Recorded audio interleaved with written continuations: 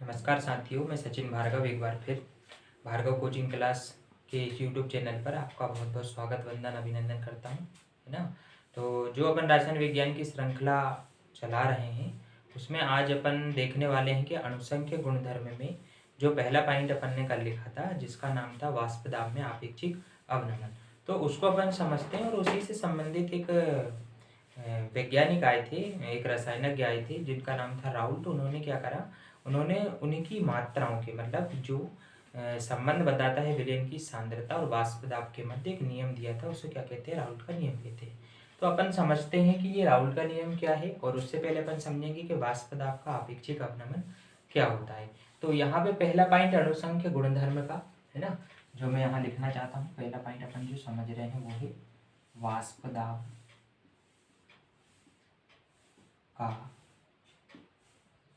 आपेक्षिक अवनमन। वाष्प दाब का आपेक्षिक अवनमन। अब इस टॉपिक में कुछ शब्द उपयोग होने वाले हैं, यूज होने वाला है, जिसका मीनिंग मैं आपको पहले समझा देता हूँ ताकि वो अगर कहीं के टॉपिक में आ जाए, कहीं के पैराग्राफ में आ जाए या कहीं की परिभाषा में आ जाए तो आपको आसानी से समझ में आ जाए। तो मेरे पढ़ाने का उद्देश्य ये रहता है कि पहले आप नाम से मीनिंग अगर निकालना सीख गए तो आपको कॉन्सेप्ट क्या होता है क्लियर हो जाता है। जैसे यहाँ पे आपने एक शब्द देखा, ये वाला शब्द अंडरलाइन मैंने पहले किया हुआ, ये कौन सा शब्द लिखा, ये लिखा है अवनमन। तो अवनमन का मीनिंग क्या है, अवनमन का अर्थ होगा कमी होना, ना। जब भी अवनमन शब्द आएगा तो आप समझ जाना कमी हो रही है। कमी किस में हो रही है, वाष्प दाब में कमी हो रही है ना। अब दूसरा यहाँ पे शब्द, एक शब्द ये आएगा, दूसरा आएगा वाष्पशील, ना। वाष्पशील का अर्थ क्या होगा, वह पदार्थ, ना, वह पदार्थ। अब पदार्थ कौन सा रहता है, विलेय पदार्थ, है ना। वह पदार्थ जो कम तापमान पर जल्दी से गैस में परिवर्तित हो जाए, वह कौन सा पदार्थ रहेगा, वह वाष्पशील पदार्थ रहेगा, है ना। क्या रहेगा, वह पदार्थ जो कम तापमान पर जल्दी से किस में परिवर्तित हो जाए, गैस में परिवर्तित हो जाए, मतलब वाष्पित हो जाए। इसी के विपरीत एक शब्द और आएगा, वहां लिखा रहेगा अवाष्पशील, वहां लिखा रहेगा अवाष्पशील। तो वाष्पशील का मीनिंग क्या है, वाष्पशील का मीनिंग ये लिखा है, वह पदार्थ जो कम तापमान पर क्या हो जाए, गैस में क्या होता है, परिवर्तित हो जाए। क्या क्या कहलाता है, वाष्पशील। अवाष्पशील में जस्ट इसका विपरीत लिखना है अपन को, है ना। वह पदार्थ जो कम तापमान पर, वह पदार्थ जो कम तापमान पर जल्दी से गैस में परिवर्तित ना हो, ये कहलाएगा अवाष्पशील। तो यहाँ पे मैंने 3 शब्द आपको बताए हैं, तीनों शब्दों का मीनिंग आपको आना चाहिए। तो आपको आगे की जो परिभाषा अपन लिखेंगे, वाष्प दाब का आपेक्षिक अवनमन समझेंगे, राउल्ट का नियम समझेंगे, आसानी से समझ में आएगा। अवनमन का मीनिंग क्या है, अवनमन का मीनिंग है कमी हो जाना, है ना। वाष्पशील का मीनिंग क्या है, वह पदार्थ जो कम तापमान पर जल्दी से क्या बन जाए, गैस बन जाए। अवाष्पशील का मीनिंग क्या है, वह पदार्थ जो कम तापमान पर जल्दी से गैस में परिवर्तित ना हो, है ना। तो दोनों एक दूसरे के जस्ट क्या है, विपरीत है, अपोजिट है ना। तो यहाँ पे तीनों शब्दों का मीनिंग आपको आना चाहिए। तो ये 3 शब्द यहाँ पे मैंने लिखे हुए हैं, है ना। इनका मीनिंग आपको आ रहा है समझ में आसानी से, क्या है ना। जल्दी से इनको आप नोट डाउन कर लीजिए, है ना। इसके बाद मैं आपको बताता हूँ कि वाष्प दाब का आपेक्षिक अवनमन क्या है ना। तो रोक के आप इसको लिख लीजिएगा, है ना। मैं इसको मिटा रहा हूँ।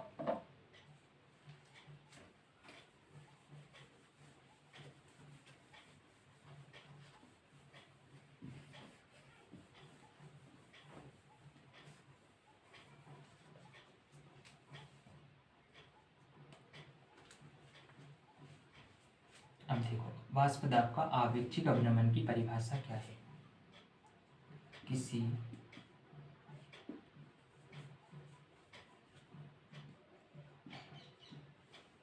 किसी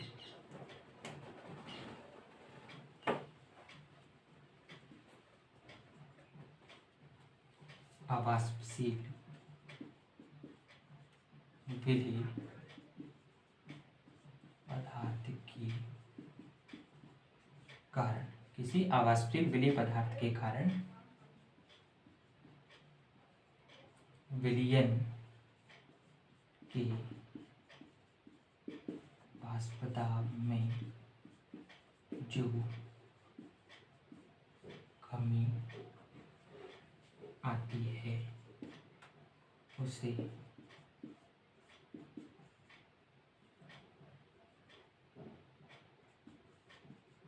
विलयन के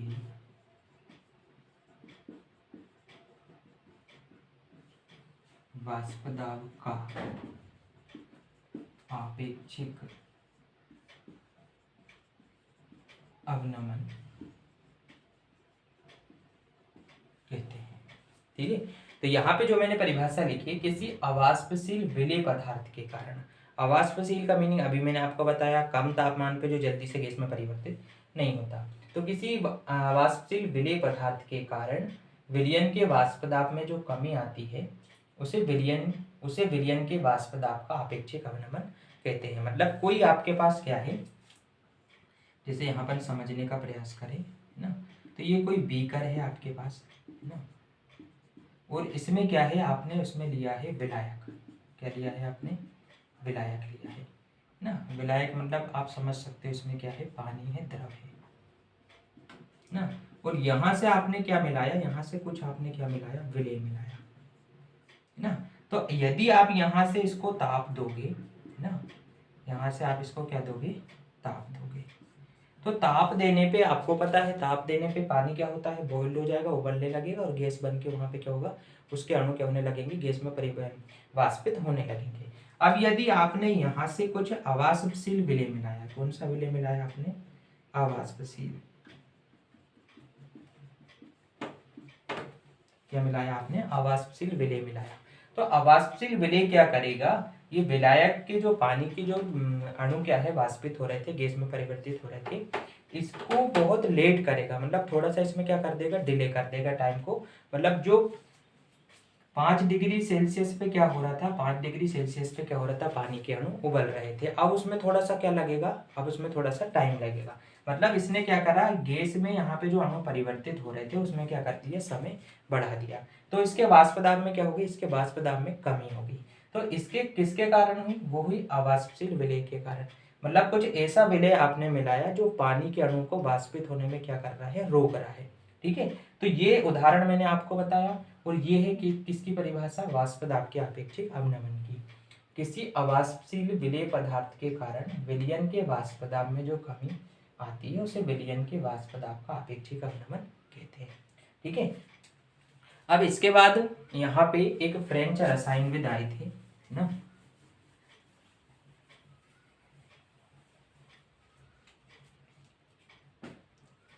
यहाँ पे देखो, अब ये वाष्प दाब का अपेक्षिक अवनमन हो गया, और यहीं से संबंधित किसका नियम है, यहीं से संबंधित है राउल्ट का नियम।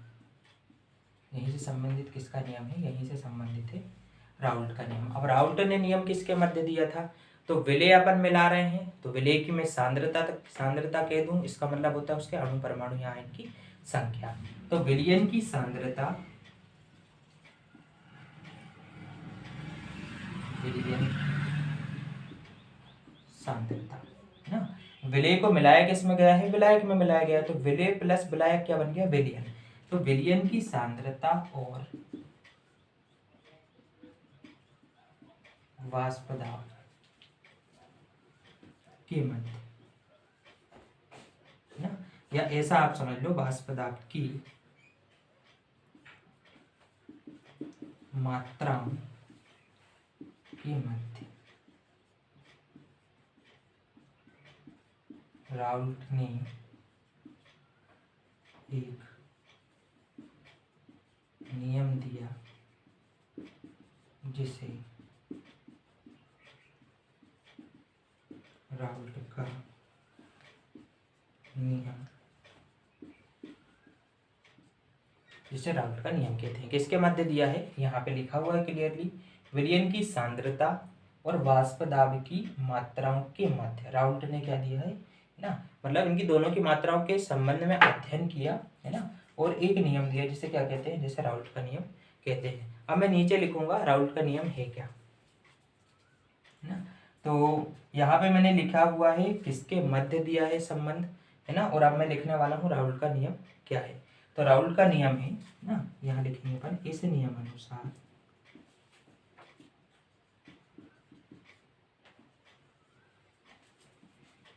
किसी दिए हुए स्थिर ताप पर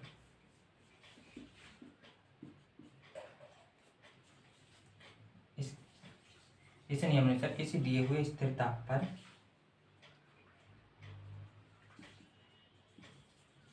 अवाष्पशील विलययुक्त विलयन का वाष्प दाब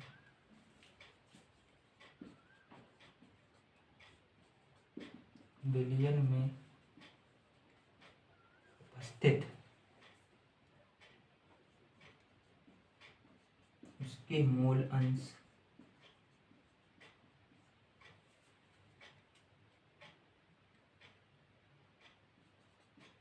या मूल प्रभाज के समानुपाती होता है। ये नियम किसका है, ये नियम है राउल्ट का नियम है। क्या लिखा हुआ है फिर से अपन समझते हैं। इस नियम के अनुसार किसी दिए हुए स्थिर ताप पर, है ना, अवाष्पशील विलययुक्त विलयन का वाष्प दाब विलयन में उपस्थित उसके मूलंश या मूल प्रभाज के क्या होता है, समानुपाती होता है ना। मतलब जितना अधिक आप विलय के अवाष्पशील विलय मिलाते जाओगे उतना वाष्प दाब में क्या आती जाएगी, कमी आती जाएगी, है ना। ये लिखा है समानुपाती। विलय के जितने अधिक आप अवाष्पशील विलय के जितने अधिक अणु आप मिलाओगे, है ना, उतने ज़्यादा किसमें कमी आती जाएगी, वाष्प दाब की आपेक्षिक अपनामन में क्या आती जाएगी, कमी आती जाएगी। तो आप इसको अच्छे से लिखिए, समझिए। पहले नियम किसने दिया था, राउल्ट ने नियम बनाया, किसके मध्य बनाया, विलयन की सांद्रता, है ना, और वाष्प दाब की मात्राओं के मध्य उन्होंने अध्ययन किया, है ना, और क्या बनाया, ये नियम बनाया जिसे क्या कहते हैं, राउल्ट का नियम कहते हैं। क्या है नियम, इस नियम के अनुसार किसी दिए हुए स्थिर ताप पर अवाष्पशील विलययुक्त विलयन का वाष्प दाब विलयन में उपस्थित उसके मूलंश या मूल प्रभाज के क्या होता है, समानुपाती होता है ना। तो आप इतना नोट डाउन कीजिए, फिर अपन राउल्ट के नियम का व्यंजक स्थापित करते हैं, ठीक है। जब तक आप इतना नोट डाउन कर लीजिए, है ना, कुछ समय में आपको दे रहा हूँ।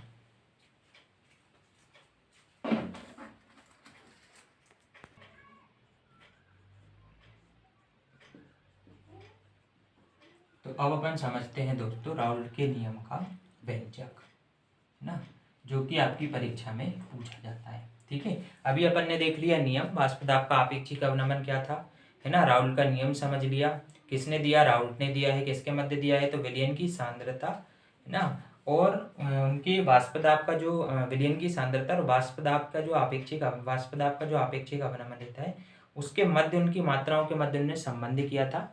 और यहाँ पे क्या दिया है, नियम दिया, उसे राउल्ट का नियम कहते हैं ना। तो राउल्ट के नियम में आपको बताया था कि किसी दिए हुए स्थिर ताप पर अवाष्पशील विलययुक्त विलयन का वाष्प दाब उसमें उपस्थित विलायक में उपस्थित मूलंश या मूल प्रभाज के क्या होता है, समानुपाती होता है। आपने अभी नोट डाउन कर लिया होगा, ठीक है। तो यहाँ पे अपन देखते हैं यदि विलयन का वाष्प दाब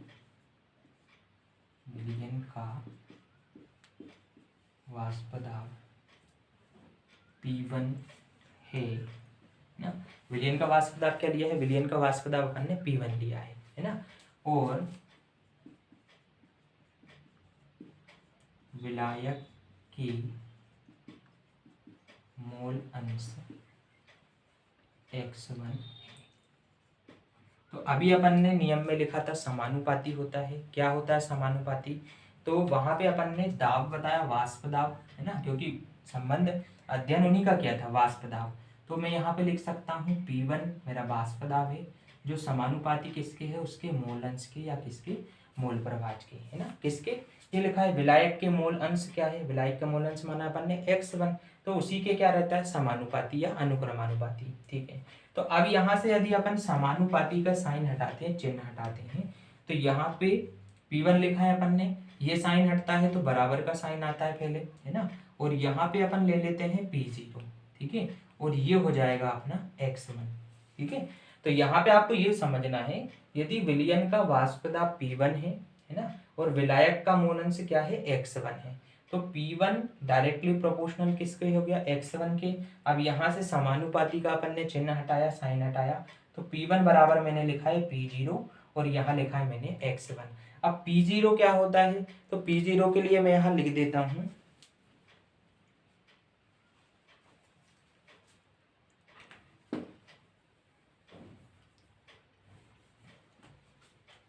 ये P1 बराबर P0 x1।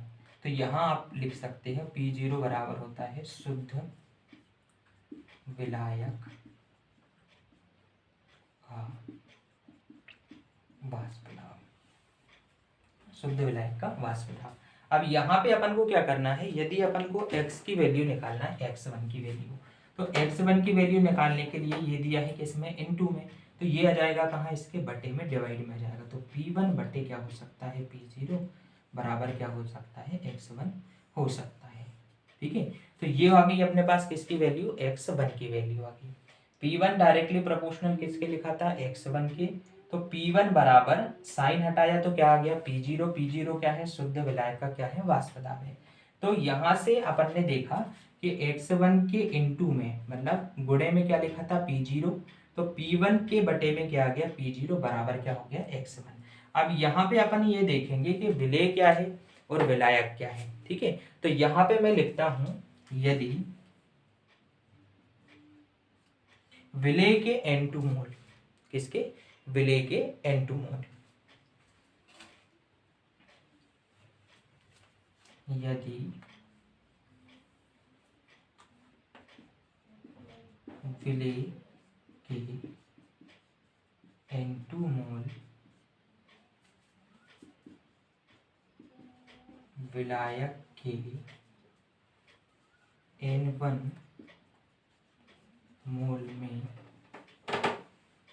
विलेय हों तब, है ना। अब विलेय और विलायक मिलके क्या बनता है, विलयन बन जाता है। तो यहाँ पे मैंने क्या लिखा है, देखो, विलेय के क्या मोल है, N2 मोल है, और विलायक के क्या मोल है, N1 मोल है ना। विलेय हों तब, अब तब अपन क्या निकाल रहे हैं कि अवाष्पशील विलेय निकाल रहे हैं अपन। तो यहाँ पे अपन मान ले रहे हैं जैसे कि अपने पास क्या है, अपने पास यहाँ पे है, ऊपर देखो क्या लिखा हुआ है, ये P1 डायरेक्टली प्रोपोर्शनल किसके लिखा है, x1 के, तो P1 बराबर क्या हो गया, P0 x1, ये इनटू में था, कहाँ आ गया, डिवाइड में आ गया, तो P1 बटे P0 बराबर क्या लिख दिया, x1। यदि विलेय के N2 मोल, मतलब जो अपन अवाष्पशील विलेय मिला रहे हैं वो N2 मोल है, और विलायक के N1 मोल, विलायक का मतलब कोई पानी है, अपने पास क्या है, द्रव है, विलेय हो तब। अब तब क्या है, तब अपन को इनकी क्या लिखना पड़ेगा, इनकी मात्राएं लिखना पड़ेगा ना। तो ये वाला आपने नोट कर लिया हो तो मैं नीचे लिख देता हूं यहाँ पे, विलयन में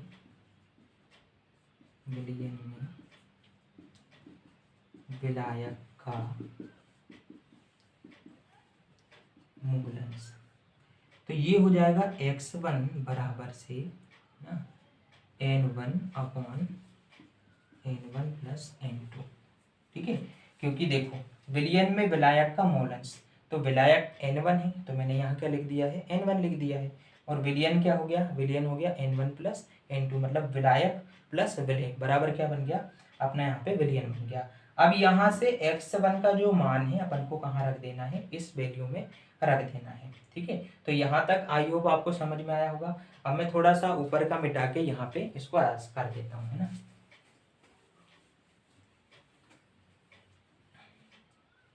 देखो यहाँ से ये x1 की वैल्यू है ना, और यहाँ पे भी x1 लिखा हुआ है, तो मैं इसको यहाँ पे लिख रहा हूँ।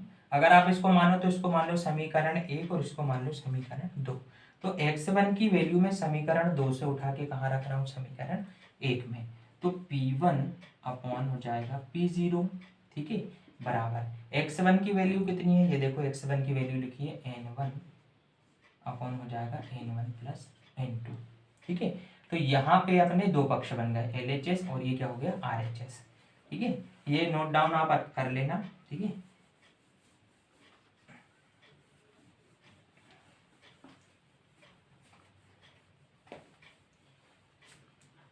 अब अपने पास दो पक्ष बन गए हैं ना, ये लिखा है मैंने P1 अपॉन P0 है ना, ये है LHS और ये क्या है RHS। अब दोनों पक्षों को एक में से घटाने पर है ना, यहाँ पे कई बच्चे गलती करते हैं, वो लिखते हैं कि एक घटाने पे, दोनों पक्षों में से एक घटाने पे। ऐसा नहीं है, दोनों पक्षों को एक में से घटाना पड़ेगा है ना, दोनों पक्षों में से एक नहीं घटाते, एक में से क्या करना पड़ेगा, दोनों पक्षों को घटाना पड़ेगा। तो मैं यहाँ लिखूंगा एक में से कैसे घटाएंगे, 1 माइनस P1 अपॉन P0, क्योंकि यहाँ लिखा है दोनों पक्षों को किस में से घटा रहे हैं, एक में से घटा रहे हैं। तो 1 माइनस P1 अपॉन P0 बराबर हो गया 1 minus N1 upon N1 plus N2। अब इनके बटे में कुछ नहीं है तो आप एक मान सकते हैं। यहाँ एलसीएम कितना आने वाला है, तो आपको पता है P0 क्या आने वाला है, एलसीएम आने वाला है। नीचे वाले से भाग देते हैं, ऊपर वाले से क्या करते हैं, गुणा कर देते हैं। तो एक से P0 में भाग देंगे तो P0 ही आने वाला है, माइनस क्या हो जाएगा P1 बराबर, यहाँ पे एलसीएम कितना बनेगा, N1 प्लस N2 बनेगा। तो एक से इसमें भाग देंगे है ना, तो N1 प्लस N2 आएगा, एक में गुणा करेंगे तो एज इट इज लिखा जाएगा N1 प्लस N2 माइनस क्या हो जाएगा N1 प्लस N2 से N1 प्लस N2 में भाग देंगे तो पूरा कट जाएगा, केवल क्या बचेगा, एक बचेगा। एक का गुणा एक में N1 में करेंगे तो क्या लिखा जाएगा N1। अब यहाँ देखो, ये धन का N1 से ऋण का N1 क्या हो गया, कैंसिल हो गया।